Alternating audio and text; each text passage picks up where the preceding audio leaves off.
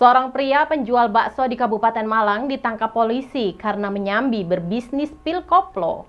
Dari penangkapan tersebut, polisi berhasil menyita barang bukti berupa ribuan butir pil koplo. Pria yang sehari-harinya berjualan bakso berinisial FY berusia 30 tahun, asal warga desa Batu Retno, Kecamatan Singosari, Kabupaten Malang, berhasil ditangkap polisi. Ia ditangkap karena kedapatan menjual pil double L dan sabu di warungnya. Untuk mengelabui petugas, tersangka bertransaksi di warung bakso miliknya. Tersangka sudah 5 tahun menjalankan bisnis haram tersebut di warungnya. Ironisnya, tersangka menjual barang haram tersebut dengan kebanyakan sasarannya adalah pelajar.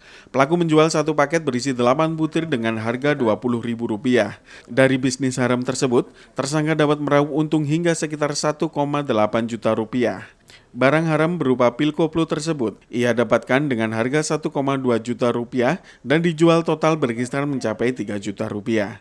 Selain menangkap tersangka, polisi juga mengamankan barang bukti pil double L atau pil koplo sebanyak 1.200 butir. Sementara dari hasil pengembangan, polisi juga berhasil mengamankan narkoba jenis sabu seberat 0,24 gram. Polisi masih terus mengembangkan pemasok pil koplo yang didapat tersangka. Atas perbuatannya tersebut, tersangka terancam pasal 196 dan atau pasal 197 Undang-Undang RI Nomor 36 Tahun 2009 tentang kesehatan dan juga pasal 112 dan pasal 114 Undang-Undang Nomor 35 Tahun 2009 tentang narkotika dengan ancaman hukuman maksimal 15 tahun penjara. Pada saat Sabtu itu mereka transaksi. Kita tangkap di sebuah warung bakso. Setelah itu kita kembangkan lagi, ternyata barang bukti sebanyak ini di 1.200 butir pil double L dan sabu ini 0,24 dan ada timbangannya juga di daerah Batu Retno dari tersangka FY ini. Mereka ini diedarkan, selain dipakai sendiri diedarkan juga, jadi per bungkus ini ada 8 biji, 8 butir ini itu seharga Rp20.000. Dia pemain baru, tapi sudah lama kita intai. Selama ini memang kita belum mendapatkan mereka ini untuk berjualan. Setelah kita dapat informasi lengkap semuanya, anggota dari Pak Kanit dan anggotanya lidik kedapatan menjual, langsung kita tangkap. Sasarannya komandan? Masih anak-anak muda semuanya. Baik laki-laki perempuan, anak muda semuanya. Pelajar begitu ini. Pelajar. Kebanyakan anak-anak muda semuanya yang masih umur muda, 10 sampai 20 tahun. 10 sampai 20 tahun. Apa dari mana? Ini semuanya kita ambil dari rumahnya, rumah kosong di daerah Batu Retno. Soalnya dari mana? Ini masih kita kejar, kemungkinan ini besar, kemarin hasil lidiknya ada di lapas. Simon Alfredo melaporkan. Sidang perdana kasus pelecehan seksual dengan terdakwa Julianto Eka Putra alias JE, pemilik sekolah Selamat Pagi Indonesia di Kota Batu dimulai pada Rabu siang tadi. Sidang perdana di Ruang Cakra Pengadilan Negeri Malang ini diwarnai aksi demo dari sejumlah aktivis perlindungan anak. Sidang perdana kasus predator anak dengan terdakwa Julianto Eka Putra alias JE, pemilik sekolah Selamat Pagi Indonesia di Kota Batu, dengan agenda pembacaan dakwaan Rabu siang digelar di Pengadilan Negeri Kota Malang.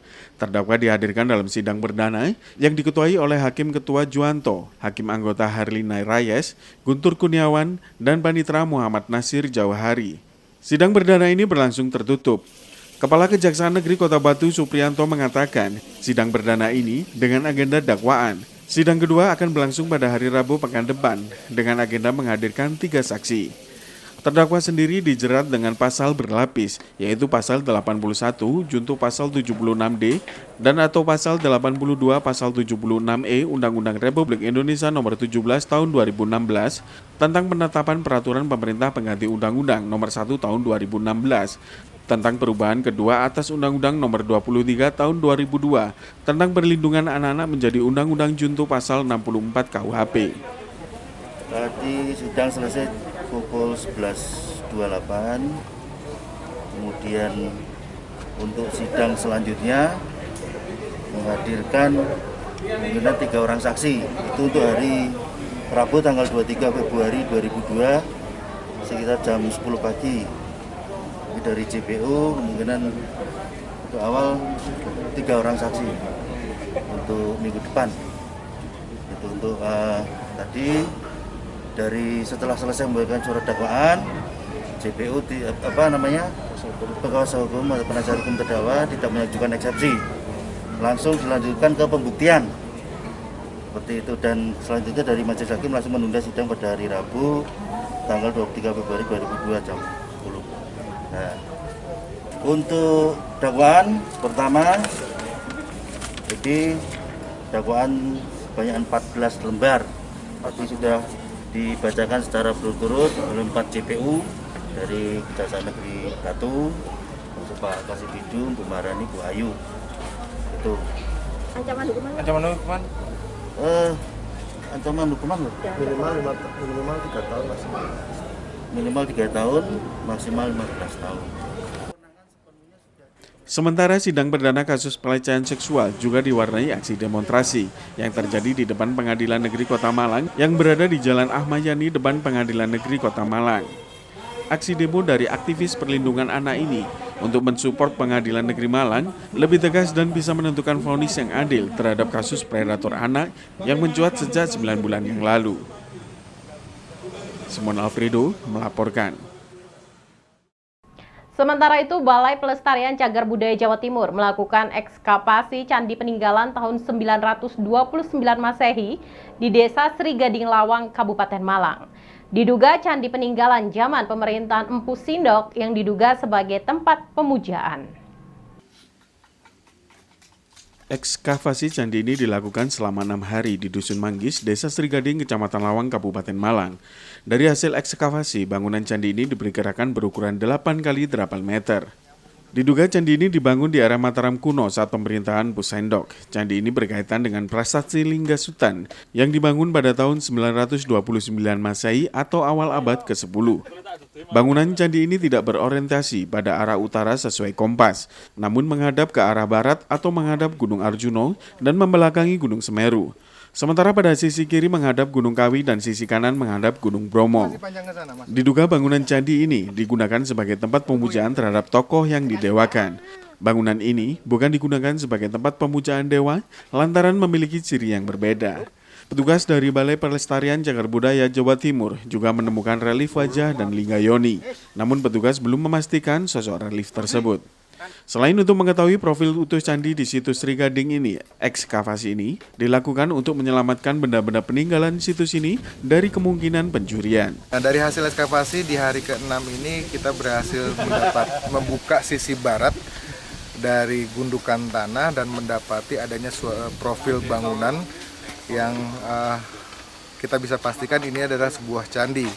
Profil ini berdenah 8 meter begitu sisi barat, dan kita duga dia juga memiliki ukuran yang sama 8 meter ke arah utara selatan begitu. Tinggi profil candi ini mencapai 2 meter dan kalau lihat dihitung dari pondasi hampir 3 meter. Dan dari runtuhan bata yang kita buka dalam ekskavasi kita bisa menduga kuat bahwa candi ini selain mempunyai kaki juga memiliki tubuh dan bagian atap yang sayang sekali sudah runtuh, kondisinya menutupi profil kaki seluruhnya ke semua sisi. Dan hasil temuan kita menemukan adanya pecahan relief kepala begitu yang kita duga merupakan bagian dari tubuh begitu, yang relief itu ada di tubuh yang kemudian runtuh jatuh ketika bangunan atap dan tubuh runtuh begitu. Dan kita juga menemukan adanya satu batu andesit yang berbentuk seperti lingga, tapi kita duga bukan bagian dari lingga, tapi merupakan bagian ratna yang ada di atap begitu, dan kita temukan di hari ke-6 ini.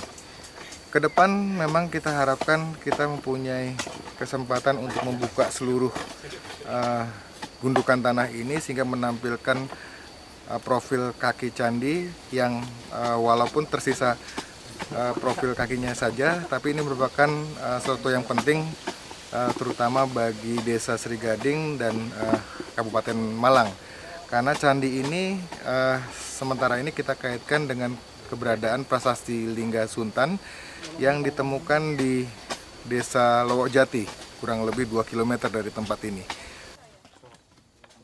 Simon Alfredo melaporkan.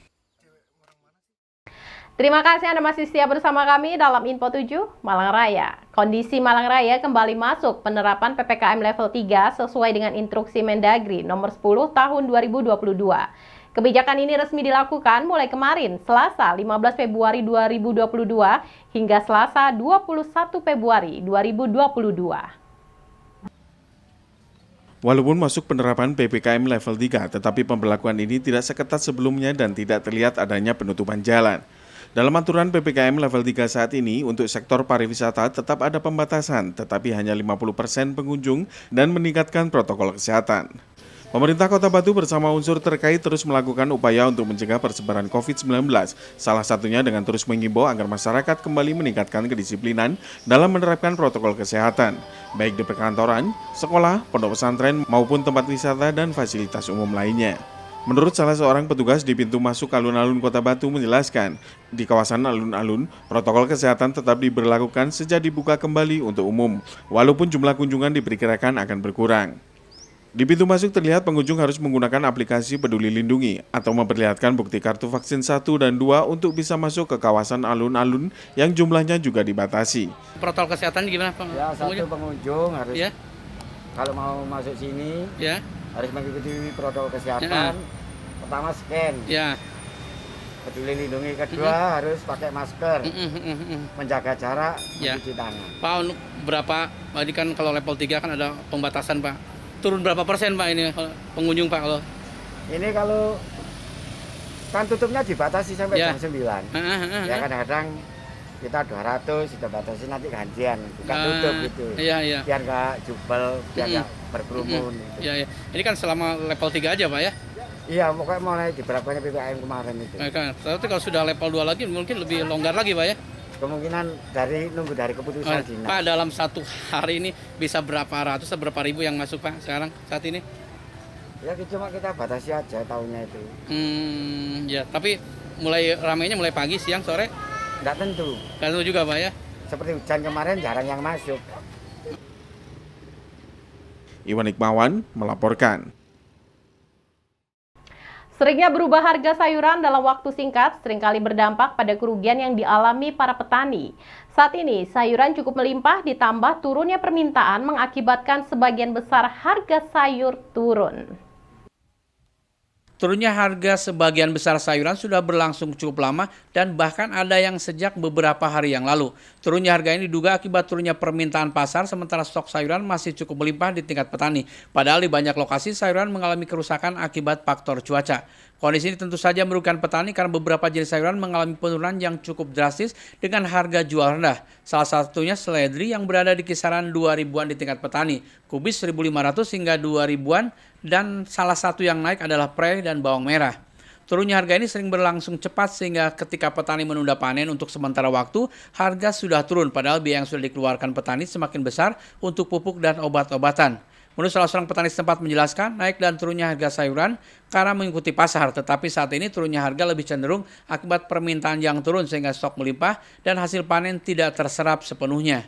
Di lahan pertanian di kawasan Torongrejo, Batu terlihat petani sedang melakukan pemeliharaan tanaman prei dan juga seledri. Walaupun harga jual sulit stabil, petani tetap berharap kondisi semakin baik sehingga kemungkinan harga akan bisa kembali naik.